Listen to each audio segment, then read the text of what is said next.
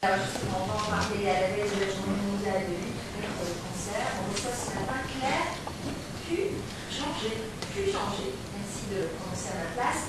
Vous venez de publier Plus heureuse qu'avant mon cancer. Et vous racontez justement cette épreuve douloureuse. Alors ce que vous dites, c'est qu'on le ressent souvent quand on a traversé le pire, des épreuves terribles. On se rend compte à quel point la vie est fragile et à quel point c'est important de savoir s'occuper de ça, par le tout ça, par la part des choses. C'est un petit peu le témoignage que vous avez délivré ce matin. Et qui mieux qu'Anne-Marie pouvait apprécier la teneur de ce livre. Moi, c'est un livre de grande histoire, et extrêmement souriant et joyeux. Parce que quand même, il y a assez longtemps, j'ai vraiment été dur. Vous avez très très peur. Peur de mourir, vous avez surtout peur de votre cher. Vous avez eu droit à tout, à l'opération, et tout ça. Alors, ça va être ça, à quel âge? Oui.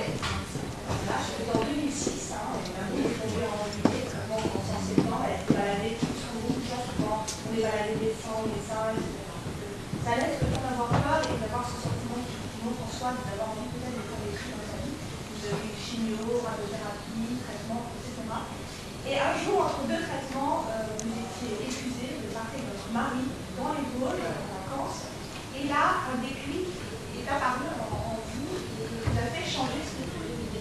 Oui, tout à fait. Donc en fait, entre la chimiothérapie et la radiothérapie, on vous donne vous avez 3 semaines de délai, complètement parti. Et puis on est parti et j'avais vraiment envie de partir. Il y avait la neige, il y avait du soleil. Vous êtes en photo là, vous étiez le crâne voilà, sans cheveux. Voilà, c'est à cette période où je me disais qu'elle était dans ça et puis il y avait le soleil qui arrivait, le reflet du soleil sur la neige, c'était fantastique.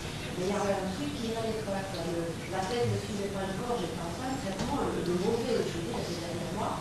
Et puis, il y a un truc qui m'a dit, je ramenais le chef en moi. Et puis, en fait, je me suis rendu compte que pendant toutes ces années, un petit peu comme tout le monde, j'étais comme un corps machine. Donc, c'était le boulot, le vidéo, le vide, les enfants, le repas. Voilà, c'est la course après le temps finalement.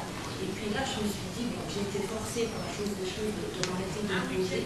Et puis la technique, j'ai donné un qu'est-ce qu'il y a. Et en fait, je me suis simplement comparée à un ordinateur avec sa corbeille. Et on sait que dans un ordinateur, mais qu'est-ce qu'on met dans la corbeille? Les mails qu'on n'a pas forcément envie de traiter, les mails qui nous ennuient, des bêtises aussi. Et en fait, je comparais tous ces mails à tout ce que je n'avais pas traité dans ma vie. Et il fallait vider la corbeille. Et il fallait vider la corbeille. Donc ça correspond à des frustrations, d'adolescence, d'enfance,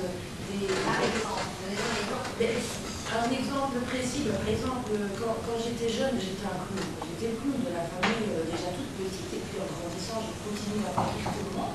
Et quelqu'un qui s'éclate et qui fait rire tout le monde, et finalement, quand il est sérieux, on ne prend pas au sérieux.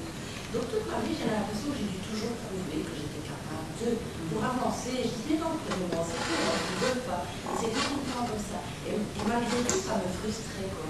Parce que j'avais cette adaptation de clown.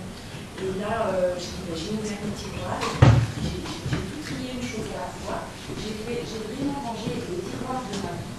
Et là, je dis, qu'est-ce que je suis là? Et à l'heure actuelle, je suis vraiment plus heureuse qu'avant. Vous êtes soulagée de tout ce qui a paru superflu et vous avez gardé l'essentiel. Aussi, et de toute façon, on revient à l'essentiel. Alors, qu'est-ce que c'est l'essentiel quand on a traversé le pire comme ça? Qu'est-ce qu'on garde? Mais je crois que l'essentiel peut être différent chez chaque personne, mais en tout cas, moi, personnellement, l'essentiel, c'est revenir vers les gens vers ma tribu, vers mes enfants, mon mari, qui ne m'ont jamais abandonné pendant la maladie, parce que ça peut arriver. Et là, j'ai dit, mais enfin, bon, je suis mortelle. Je suis mortelle, et là, j'en prends conscience, mes rêves. Qu'est-ce que j'ai envie de faire de ma vie? Combien de temps il me reste à vivre? Ça tombe. Je l'espère qu'en 30 ans, je serai peut-être encore là. Je suis en rémission. J'ai terminé les traitements il y a 2 ans, mais je suis en rémission, donc j'ai toujours une vie au-dessus de la tête. Mais ça importe peu. Maintenant, je vis dans l'essentiel. Donc maintenant, un geste simple pour les enfants, je les prends dans les bras, mais maintenant, je les prends dans les bras, je les regarde dans les yeux et je leur dis, je t'aime comme je leur dis parce qu'on a fait mes Vous ne disiez pas suffisamment. On n'ose pas. On n'ose pas, je crois qu'au travers de nous. Alors, ce que je veux savoir, moi, c'est que quand on traverse une épreuve comme ça, quand on est confronté à la mort, quand on doit se battre, quand on grandit forcément, est-ce que vous n'avez pas grandi plus vite que vos proches, par exemple? Est-ce que votre mari a su s'adapter à votre chemin? chemin? Non, non, pas du tout. Il a pas su s'adapter? Il m'a aidé, il m'a soutenu, mais il est resté dans la crainte. Et moi, quand j'ai eu fini tous les traitements, lui et mes enfants ont chopé plein de trucs.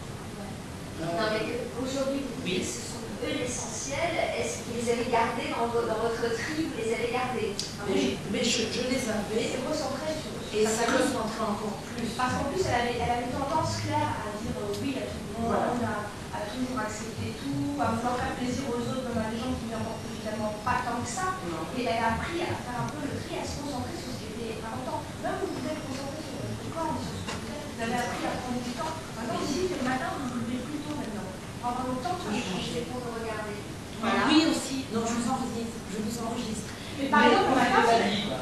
Là, c'est c'est le le jour jour où on peut courir. Et pas est-ce tout que changer. vous plus votre corps que vous faites? Est-ce que c'est là où vous vous accordez plus de plaisir à vous-même? Oui, oui, et le plaisir, bon, on ne peut pas être heureux tout le temps.